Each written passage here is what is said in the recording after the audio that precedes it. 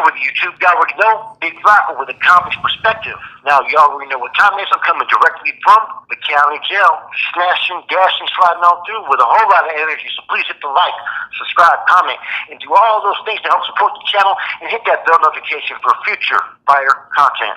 And I got some fire content, as I told you guys before, kind of bringing back old school, man, which kind of, brought ACP on the map, discussing once again another appeal in the courts regarding some Norteños from Stockton. And what I find interesting about this case is it's during the era when I was gang-banging as a kid. The initial case happened in 1993. They were actually found guilty. They got life without the possibility of parole. That's how serious these cases were. 2 people were murdered and 2 were injured. But if you really look at the case, there were some instigators behind this. But man, this is kind of a juicy story, man. But at no time I want to sit there and say this first and foremost. At no time do I advocate or promote any form or any type of violence at all, in any way, any fashion at all. I'm all about trying to help you guys change your lives, change your decisions, or at best, hopefully lead by a better example than what I have been. So let's get to this case, right? This happened in, February 1995 is when the conviction happened in San Joaquin. They've gone through all the procedures. 14 years later, November 14th, okay? Now, here's the factual background. Now, the jury convicted defendants, Luis and Pedro Mendoza, of first-degree murder of Rudy Martinez and Ernesto Aranda, okay? Also, they convicted them of attempted, deliberate, and premeditated murder of David Reese and Stephen Carrillo. The jury found true. Both charged multiple murder special circumstances. Both defendants were sentenced to state prison for life without the possibility of parole. Charterway is a major thoroughfare in South Stockton. Charterway is also the claimed territory of the Norteños, a street gang based primarily in Northern California. Although defendants claim to have no gang affiliation, the 2 victims, Steve Carrillo and David Reese, testified defendants were members of the rival Norteños, a street gang based primarily in Southern California. Late in the evening of February 27, 1993, defendant Pedro Mendoza was driving his Buick on Charterway. A friend, Anthony Perez, was in the front passenger seat. Mendoza's brother, defendant Luis Mendoza, was in the back seat along with another friend, Rene Rodriguez. At the same time, admitted Norteño gang members and victims in the case, Rudy Martinez, David Reese, Steve Carrillo, and Ernesto Aranda were in a car driving on Charterway. The Norteños spotted Mendoza's car. Martinez flashed his high beams and followed Mendoza as he pulled into a Shell station. Okay, so this is the Norteños got killed in this situation. Okay, in the station, Carrillo and Aranda challenged Mendoza to fight. Luis Mendoza, believing the Norteños were armed, urged his brother not to fight, and Mendoza declined the challenge. Rodriguez observed Aranda with a handgun and told Mendoza to take off. As Mendoza drove away, Aranda fired. Okay, now Aranda ended up being one of the victims in this case. Okay, so a high-speed chase ensued, but eventually Mendoza pulled away from Martinez. Mendoza drove to his residence. In 4 minutes, the Norteños drove past the residence and made a U-turn. When the Norteños drew in front of the defendant's residence, Aranda fired a shot from the vehicle. The Norteños then drove away. Mendoza got a shotgun from the house. In the meantime, Luis Mendoza got out the driver's seat of a green Monte Carlo, while Rodriguez and Perez got into the back seat. The officials got into the front passenger seat and the group drove back to Charterway. According to Rodriguez, Mendoza was angry and upset. According to Perez, Mendoza stated that he wanted to get those dudes. Mendoza himself later admitted he wanted to kill the Norteños so they would not bother him or his family again. Rodriguez and Perez were afraid and asked several times to be taken home. The blast struck Martinez in the head. Immediately, Martinez lost control of the vehicle and crashed into a fence.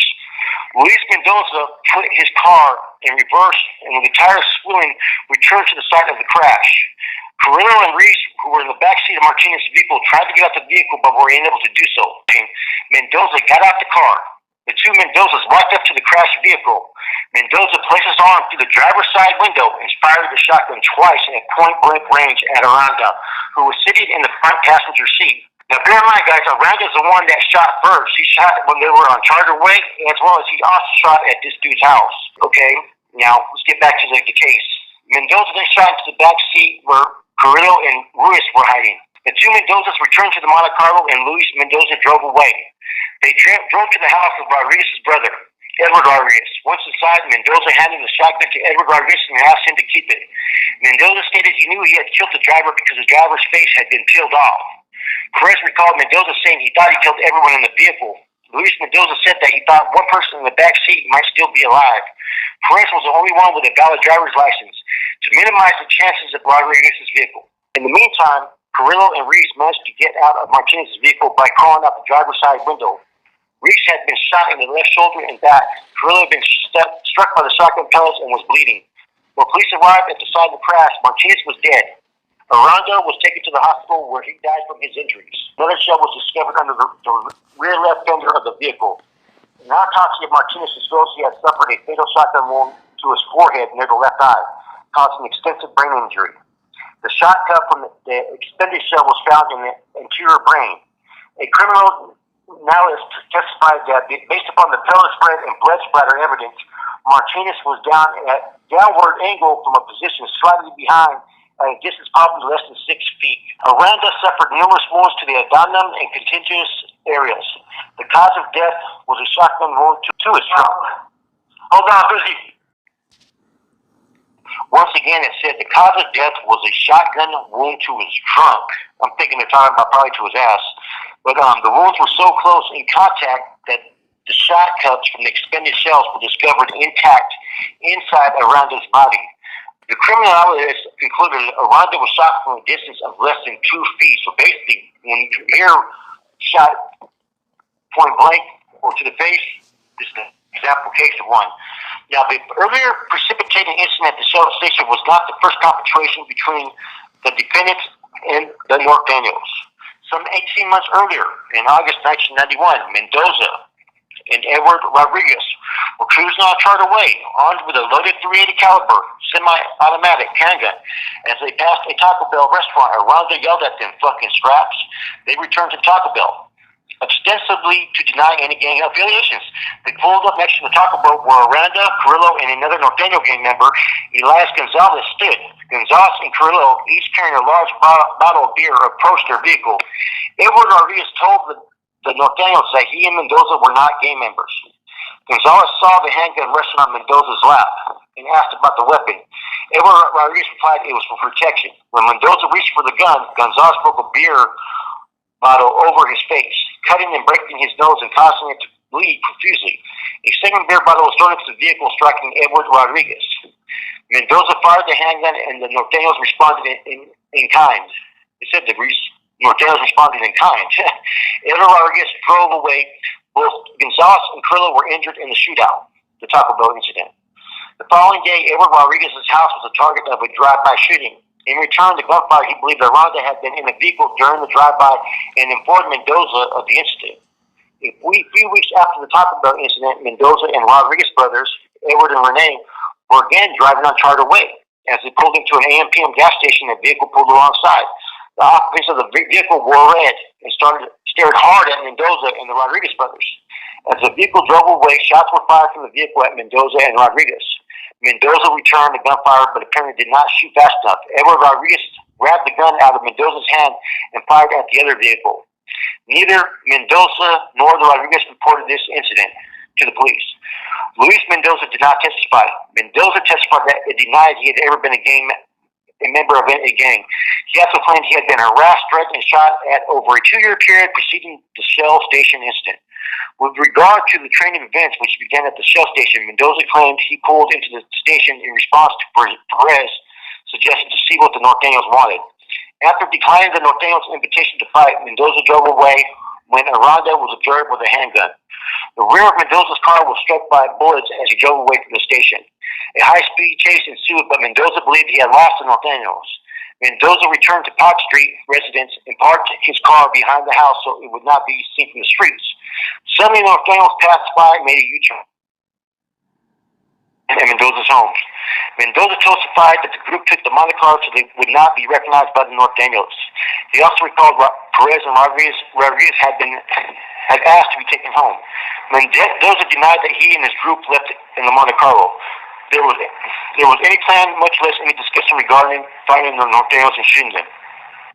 Once on Charter Way, they found themselves by chance behind the Norteños vehicle and followed it. This is, like I said, this is kind of crazy, but this is how it was in the 1990s, guys. If you guys were out there gangbanging, man, a lot of times the shit would happen would be when everybody was out there cruising, and a lot of times you would run into the same carload of Sureños or Norteños, at different locations. I remember there was an Impala that was right there off Doburn, right there off Jackson. The first street there was a Blue Regal right there. They used to sit there right there, like the fifth house. There's a bunch of Sureños, and sometimes you'd catch them, and the other places like in Gramercy, they have different vehicles, and it wouldn't be uncommon to have like high-speed chases just like this. And the instigators would be different, I mean, in some cases, a lot of the times the surveillance would act just like these guys did in the trial and saying that they didn't bang, that they didn't claim. They would try to defuse it, but then when there were maybe like 7 or 10 of them, sometimes that story would change. It does look like in this situation, though, that the Norteños were the instigators, and if you come shooting at my house and you're doing all this stuff, I get the agenda, that you have to fight back after so much being attacked and so much fucking shit going on, so much friction. Like, it seems like these Sudanos and Norteños have been going at it for 2 years. And bear in mind, 1993, this is when it really started to peak. This is when it really started to get serious on the streets in like San Jose, Stockton, Sacramento, everywhere, Modesto. This is when the Norteño, expulsion was really big out there in the street. So this is exactly how it was. Handguns, shotguns, driving, home, and cops didn't know how to react to it because there was so much gangbang and violence that was going on, up north like this. It wasn't on the magnitude of LA as we see in the movies, right? But, it was for the local law enforcement agencies in certain areas, like I said, there's always been violence, but it was just a wave of violence that was happening everywhere. And this was just the way of living, and a lot of Sureños became Sureños, like Weddle from BSM has alluded to, based on the fact that, just for the hate for Norteños. Some of these dudes may have never even been Sureños. They were maybe paisas, and they were forced into the life. Some decided to join in different forms and fashions. And this right here, the storyline is something similar, except for usually back in the 80s and 90s, more often than not, it would usually be the Southsiders or Sureños that would usually be taking the L, the loss, and usually it would be them that would be telling. In this case right here, the Norteños that were involved, in particular, were the ones that testified. These are the same ones that had been trying to instigate and trying to push the issue, and that's why when you look at the lifestyle, it's hard to sit there at times to really hold people accountable when this is the life that we're living. Violence, trying to take people out, trying to take each other out, the drugs, fast money. Back then it wasn't about the money. It was about, your homeboys having your homeboys back and getting the opposition and getting drunk and listening to oldies and fucking, reciting famous fucking lines from fucking Blood In and Blood Out or American Me. That's what it was about back then in the early 90s and mid-90s. And anybody tells you different, they're full of shit. And, like I said, everybody had an ego for something to basically prove to the next man. And, with this case, these individuals ended up getting a life without the possibility of parole, for living that life. And like I said, I don't promote, advocate any form of violence, man, but it's unfortunate that, cases like this, I've always said that I do feel individuals that are victims to the lifestyle. And I do feel like these individuals, these Sureños, were victims to the lifestyle. Just like there's many Norteños, many Sureños, from down south, California, Arizona, everywhere who, we're victims to the way we live, our environments, to gang atmosphere, to where you have to be in that type of survival mode. And people, places, and things kind of create us. We don't just one day wake up and want to be a killer or be a gangster. It's the environment we live in. So, you have to unlearn that behavior. You have to change your ways of thinking. And that's why I've always said that young kids like this, because they're all different ages in this case. They're all between the ages of 16 to 22. Kids like that, they have a chance to change their life, man, and giving them a life without the possibility of parole. I don't see where you're benefiting society with that, man. I'm not saying that the victims deserve to die. No, I don't say that. I don't promote that. But what I'm saying is, there's nobody that's innocent in that life right there. You got these Norteños were being the instigators. They were showing up to their house, shooting at their house. I mean, I get where they had to do what they had to do, but they kind of went a little too far. The car crashed with a shotgun through the fucking window, and just fucking, they didn't give a fuck. But I guess when you're living that life and there's so much ghetto, and this is gangbanging. When you think about what the word gangbanging means, This whole story right here is what gangbanging is all about and how it was in the 90s. And that's it. Your boy Flacco from ACP. I'm out.